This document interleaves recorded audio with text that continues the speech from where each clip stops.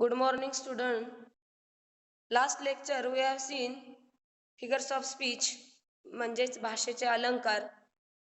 Next figures of speech based on contrast. विरोधाभासावर आधारित पुढचा अलंकार आपण बघणार आहोत. तर कोणता आहे बघा आता तो antithesis. Antithesis means विरोध अलंकार. बघा आता त्याची definition. Antithesis means the setting of one thing against another. There is effective contrast between two ideas or words, but they make balance.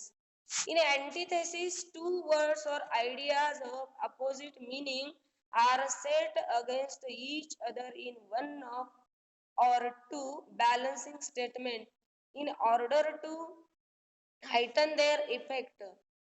Antithesis is a device for planning opposite ideas in grammatical parallel. आता बघा इथं काय सांगितलेलं आहे या अलंकारामध्ये. सगळ्यात महत्त्वाचं म्हणजे काय लक्षात ठेवायचं, टू वर्ड्स अपोजिट मीनिंग. काय सांगायचं, two words opposite meaning.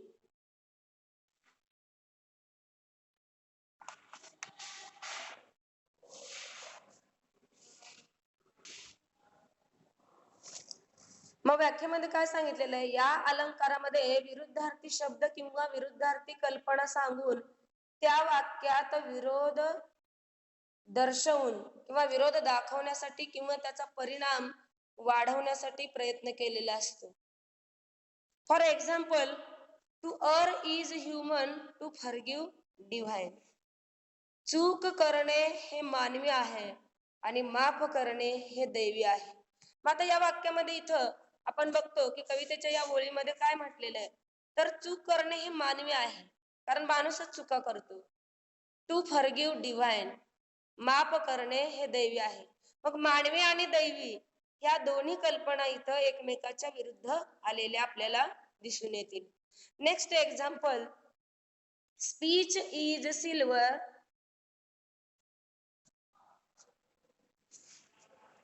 Speech is silver but silence is golden. आता स्पीच इज सिल्वर, बघा silver but silence is golden. इथं या वाक्यामध्ये सिल्वर आणि गोल्ड ह्या अगदी एकमेकाच्या विरुद्ध अशा कल्पना किंवा शब्द आलेले आहेत. The open window shuts with bang. Third example बघा, the open window shuts with bang. Open आणि शट ह्या इथं अगदी एकमेकाच्या विरुद्ध कल्पना आलेल्या आहेत आणि म्हणूनच इथं अँटिथेसिस हा अलंकार होतो. Means anti means opposite and thesis means ideas. म्हणजे ज्या अलंकारामध्ये अपोजिट आयडिया प्रेझेंट केलेल्या असतात तिथं अँटिथेसिस म्हणजेच विरोध हा अलंकार होतो. म्हणजेच एक्झाम पॉइंट मध्ये तुम्ही काय सांगणार, exam point of view, exam मध्ये लिहित असताना पॉइंट ऑफ व्ह्यू कोणता लक्षात ठेवणार, तर opposite ideas present in this figures of speech. Next figures of speech, paradox, असत्याभास अलंकार. आता बेस्ड ऑन कॉन्ट्रास्ट वरचा हा दुसरा अलंकार आहे बघा, पॅराडॉक्स, असत्याभास अलंकार. A truth is stated in apparently contradictory terms. Paradox is an apparently self-contradictory statement containing great truth. A paradox is a precise statement having a lot of sense at the bottom but almost no sense on the surface. It is a statement but contains conflicting ideas. जेव्हा एखाद्या वाक्यामध्ये, आता इथं definition मध्ये काय सांगितले बघा, जेव्हा एखाद्या वाक्यात किंवा कवितेच्या ओळीमध्ये विसंगत गोष्ट सांगितलेली असते, म्हणजे वरवर विसंगत गोष्ट सांगितलेली असते परंतु खोलवर विचार केला असता त्यामध्ये तेच आढळून येते. म्हणजे वरवर काय दाखवलं जातं, तर विसंगत गोष्ट सांगितलेली असते परंतु त्यामध्ये जर खोलवर आपण बघितलं तर सत्यच आपल्याला आढळून येईल असं आपल्याला म्हणता येईल. मग आता त्याचे एक्झाम्पल कोणतं दिले बघा. The child is the father of man. बघा, लहान मुल हे त्याच्या बापाचा बाप असतो. आता ते जर उदाहरण आपण बघितलं तर वरवर विसंगत वाटतंय, परंतु जर खोलवर आपण त्याचा अर्थ जाणून घेतला तर खरंच खरं काही वेळेला लहान मुल हे आपल्याला काही ना काही शिकवून जात असतं. त्याच्यानंतर इथं नेक्स्ट एक्झाम्पल दिलंय बघा. There is poverty in the land of world. आता पॉवर्टी म्हणजे दारिद्र्य किंवा गरीब आणि लँड ऑफ प्लॅन्टी म्हणजे श्रीमंत. म्हणजे श्रीमंत देशात गरिबी दिसून येते. जर वरवर बघितलं तर हे आपल्याला विसंगत वाटते, परंतु इथं कवीला काय म्हणायचं आहे की श्रीमंत लोकांमध्ये किंवा श्रीमंत लोकांच्या देशामध्ये मनानं गरीब असणारी लोक इथं राहतात असं इथं कवीला सांगायचं आहे. म्हणजे किती जरी श्रीमंती असली तरी काय वेळेला मनानं जर लोक गरीब असतील तर त्या श्रीमंतीचा काही उपयोग नाही, असं त्यातून आपल्याला अर्थ निघेल. नेक्स्ट एक्झाम्पल आहे when all speak none hears. बघा, आता ह्या वाक्याचा अर्थ जर आपण वरवर बघितला, वाक्य विसंगत वाटते, परंतु अर्थ जर बघितला when all speak none hears, जेव्हा सगळे बोलतात तेव्हा कोणीच ऐकत नसतं.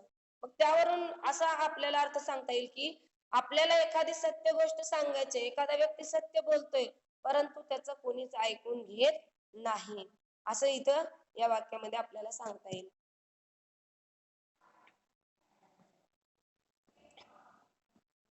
नेक्स्ट फिगर ऑफ स्पीच आहे मेटॉनॉमी. आता बघा, मेटॉनॉमी इथं आपण बघूया. मेटॉनॉमी म्हणजेच काय तर जहलक्षण. बघा, मेटॉनॉमी म्हणजेच जहलक्षण. मग आता इथं मेटॉनॉमीचं डेफिनेशन वगैरे दिलेले आहे बघा. When an object is designated by the name of something which is generally associated with it, it is called a metonymy. An individual substituted for the class. In metonymy, one word of quite different meaning is substituted for another to which it is in some way related. मग आता मेटोनॉमी या अलंकारामध्ये काय म्हटलेलं आहे बघा इथं कवीने की मूळ शब्दाच्या अर्थापेक्षा अगदीच वेगळा अर्थ असलेला शब्द योजलेला असतो. म्हणजेच या अलंकारामध्ये एखाद्या शब्दाबद्दल मूळ शब्दाच्या अर्थापेक्षा अगदीच वेगळा अर्थ असलेला शब्द योजलेला असतो, परंतु त्या शब्दाचा कोणत्या ना कोणत्या तरी नात्याने मूळ शब्दाशी संबंध असलेला दुसरा शब्द वापरलेला असतो. मग आता फॉर एक्झाम्पल इथं काय दिले बघा, काय म्हटलेलं आहे, the pen is mightier than the sword. लेखनी ही, आता पेन म्हणजे काय लेखनी, आणि सोर्ड म्हणजे तलवार. The pen is mightier than the sword. लेखनी ही तलवारीपेक्षा धारदार असते किंवा श्रेष्ठ असते असं आपण म्हणूया. आता जसं मराठीत सुद्धा उदाहरण आहे बघा, शब्द हे शस्त्र आहे जपून वापरावे. म्हणजे शब्दानं काय होतात, मनाला जखमा होतात. एखाद्या हाताराने जी झालेली जखम असते ती जखम मलमपट्टी वगैरे करून आपल्याला ती बरी करता येते, परंतु जिभीनं बोलली गेलेली जी जखम झालेली असते आपल्या मनाला ती भरून निघत नाही. मग तसंच अगदी इथं या वाक्याचा अर्थ सांगितलाय, the pen is mightier than the sword. लेखनी ही तलवारीपेक्षा श्रेष्ठ असते, कारण लिखाणानं जे लोकांना सांगितलं जातं त्याचा लोकांच्या मनावर चांगल्या पद्धतीने परिणाम होतो आणि शस्त्रानं युद्ध करून शांतता ही कधीच प्रस्थापित होत नाही, असा त्याचा खोलवर दडलेला आपल्याला गर्भित अर्थ सांगता येईल. नेक्स्ट एक्झाम्पल आहे Savarkar is the soul of India. Savarkar हे भारताचे आत्मा आहे, मीन्स द लीडर असं आपल्याला म्हणता येईल. आता थर्ड एक्झाम्पल आहे द क्राउन इज ग्रेट. तर अशा पद्धतीची इथं मेटॉनॉमीची एक्झाम्पल आहे. नेक्स्ट फिगर्स ऑफ स्पीच आहे सिनेगडोक. बघा, सिनेगडोक अवयव लक्षणा. एक्झाम पॉइंट ऑफ जर तुम्हाला सांगता आला, परीक्षेमध्ये ओळखायचा झाला तर बॉडी ऑफ पार्ट, ज्या कवितेच्या वाक्यामध्ये कुठंतरी अवयवांचा उल्लेख झालेला आहे, म्हणजे हँड्स, हेड असं जर सांगितलेलं असेल तर तिथं ओळखून जायचं की सिनेगडोक हा अलंकार होतो. तर डेफिनेशन आपण बघूया. The word synecdoche means the understanding of one thing by means of another. By this figure, one noun is changed for another of similar meaning.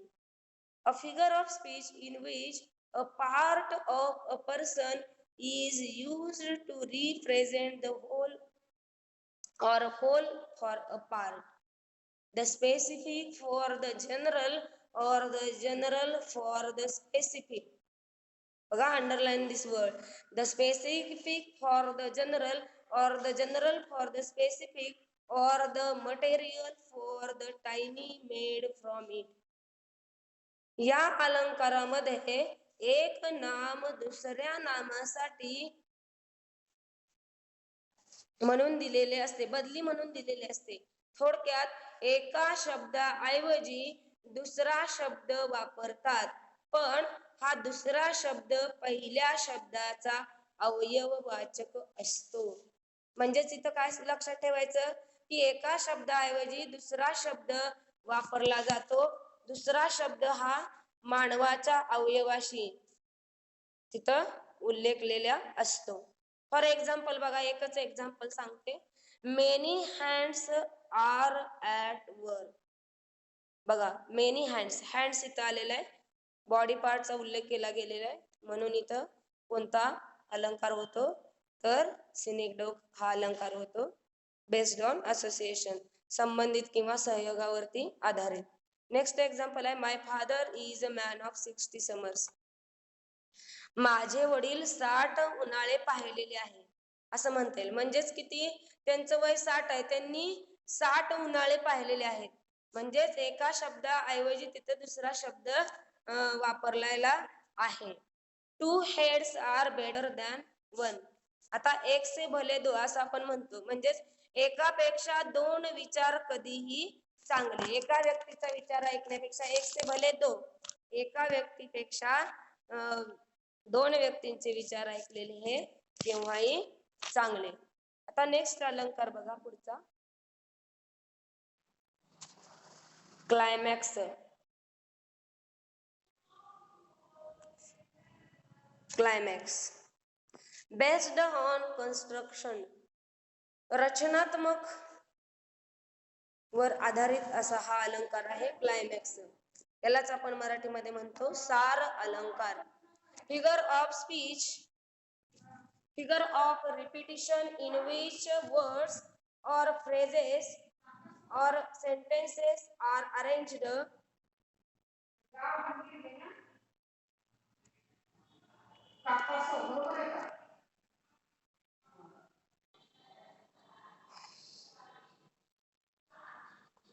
next figures of speech climax सार अलंकार.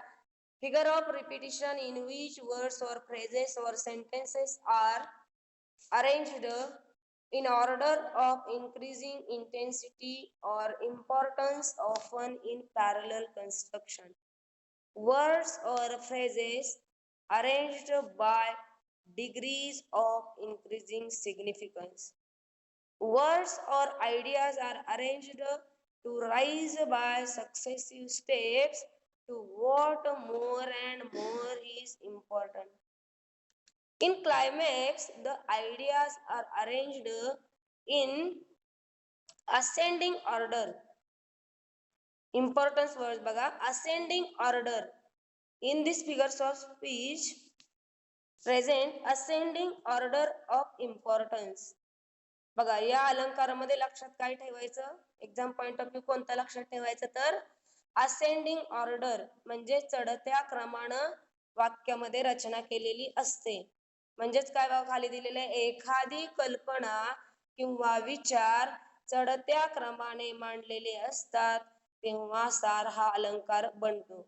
मग आता सगळ्यात सोपं लक्षात ठेवायला काय करायचं बघा. चढता क्रम मांडत असताना स्वल्पविराम हा दिलेला असतो.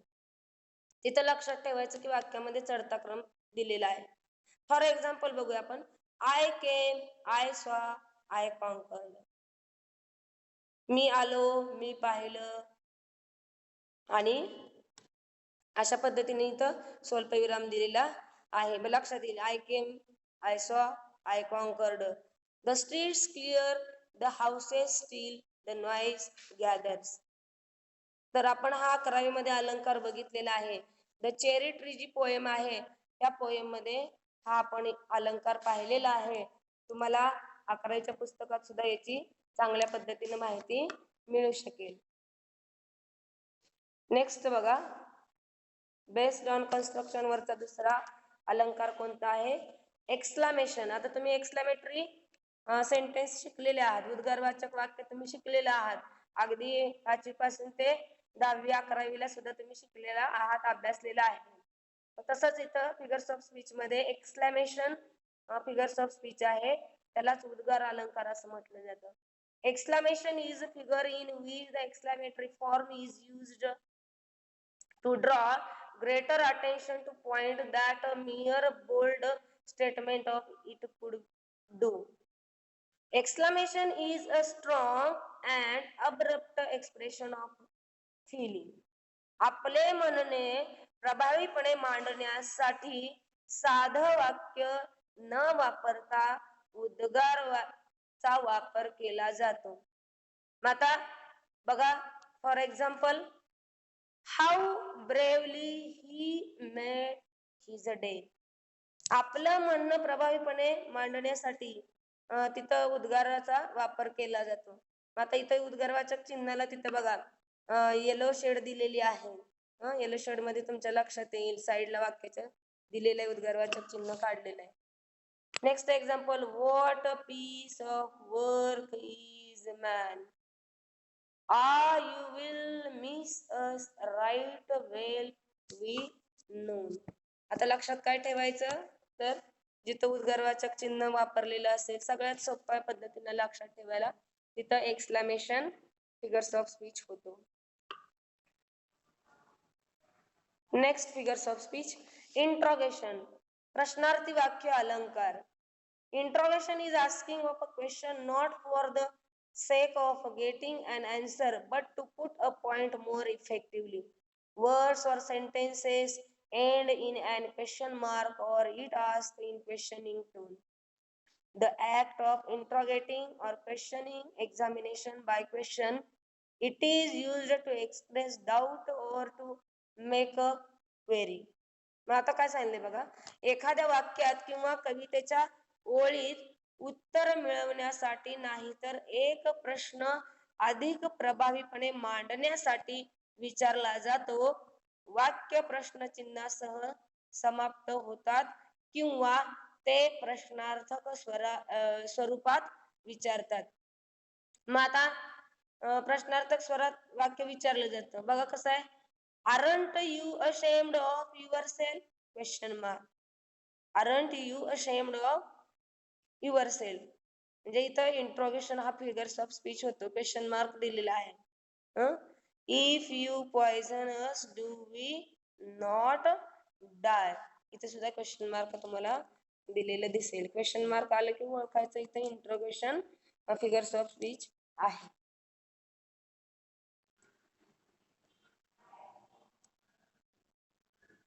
Next figures of speech, alliteration. सगळ्यात महत्वाचा 11वी 12वीला परीक्षेत जास्तीत जास्त विचारला जाणारा अलंकार म्हणजे कोणता, तर अनुप्रास अलंकार. Alliteration. Alliteration is the frequent repetition of the same letter or sound in a sentence.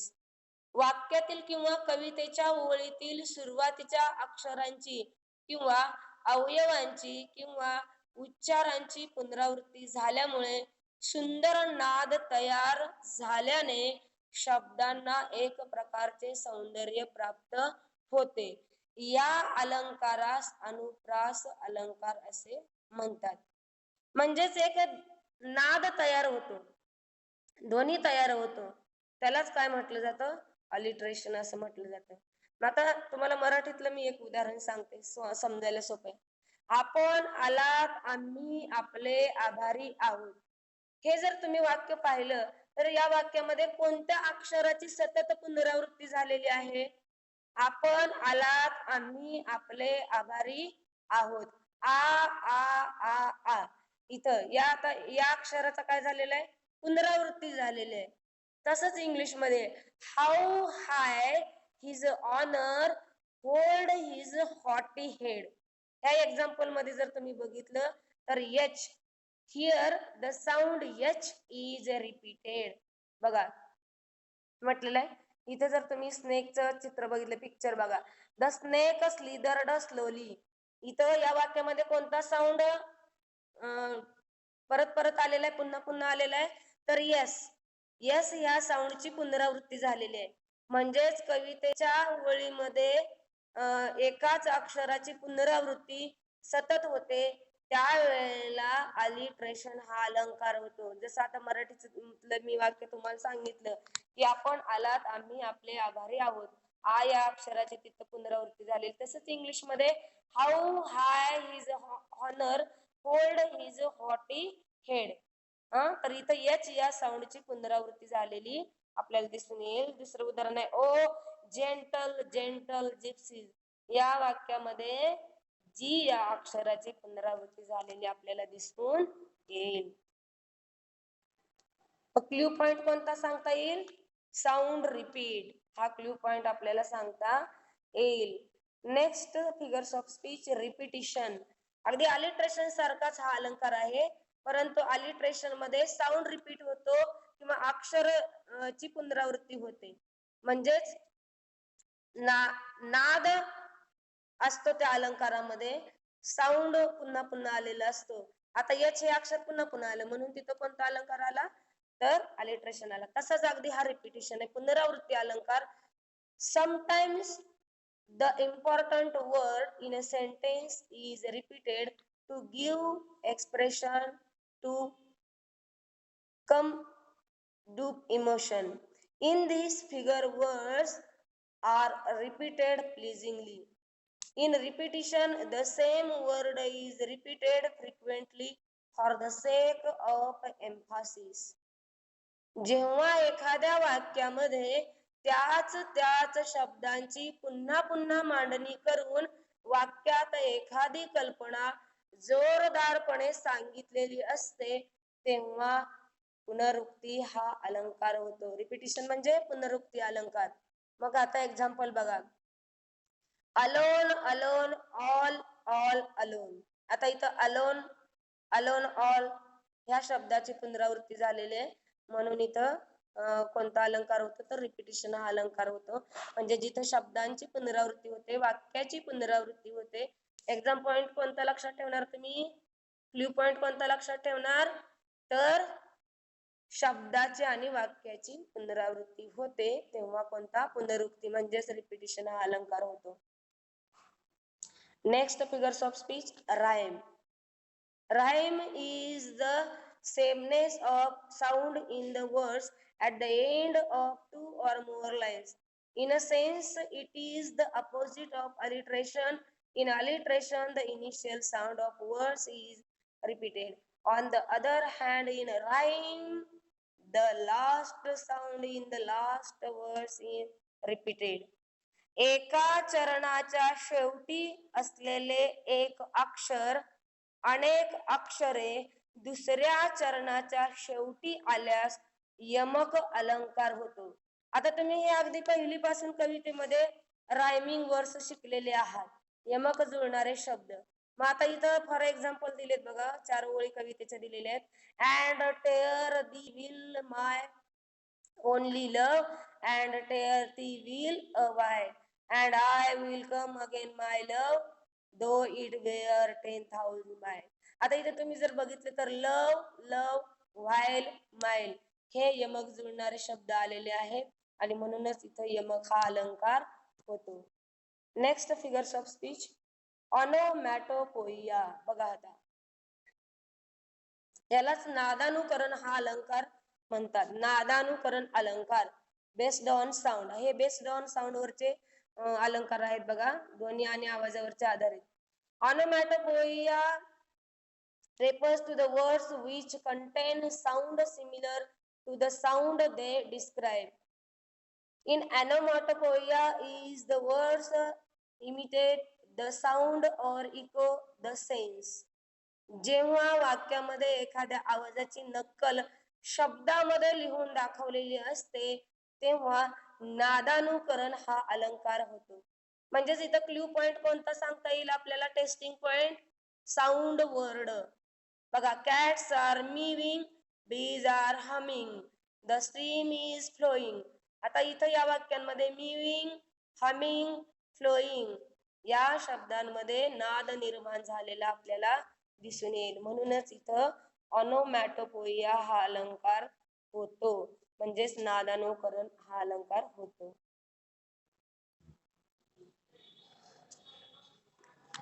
हायपरबोली बघा, हा इतर मध्ये येतो अलंकार अदर. हायपरबोली म्हणजे अतिशयोक्ती अलंकार. Hyperbole is the use of exaggeration as a rhetorical device or figure of speech.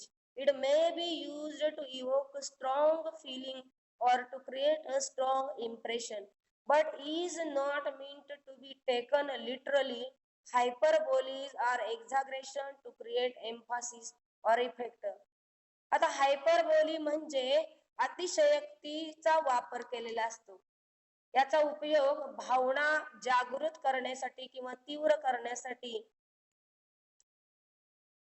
व ठसा निर्माण करण्यासाठी केला जाऊ शकतो, परंतु याचा अर्थ शब्दशः घेतला जात नाही. थोडक्यात वाक्यात जोर किंवा प्रभाव तयार करण्यासाठी अतिशयोक्ती हा अलंकार वापरला जातो. फॉर एक्झाम्पल इथं दिलेलं आहे बघा, I am so hungry I could eat a horse. मी एवढा भुकेलेला आहे की अगदी जरी एखादा घोडा समोर दिसला तरी सुद्धा मी तो फस्त करून टाकू शकतो असं म्हटलेलं आहे. परंतु ऍक्च्युअल मध्ये घोडा काय आपण फस्त करू शकतो का नाही, खाऊन टाकू शकतो का नाही. म्हणजेच इथं काय केलेलं, अतिशयोक्ती हा अलंकार वापरलेला. ही एक अतिशयोक्ती दर्शवलेली आहे या वाक्यामध्ये. त्याच्यानंतर थर्ड एक्झाम्पल मध्ये बघा, she cried so long that she made a lake. ती एवढी रडत होती की अगदी एखादा तलाव भरेल एवढी ती रडत होती. म्हणजे एवढं रडू येतं का तलाव भरणे इतकं? नाही. तर या वाक्यामध्ये ही अतिशयोक्ती दर्शवलेली आहे. तर इथं आपला फिगर्स ऑफ स्पीच हा टॉपिक संपलेला आहे आणि तुम्हाला सगळे फिगर्स ऑफ स्पीच समजले असतील. आता पाठीमागचा सुद्धा आपण एक व्हिडिओ फिगर्स ऑफ स्पीच वरती केलेला आहे. तुम्ही सर्वांनी तो व्हिडिओ पहा आणि कमेंट बॉक्स मध्ये तुम्ही तुमचा कमेंट देऊ शकता.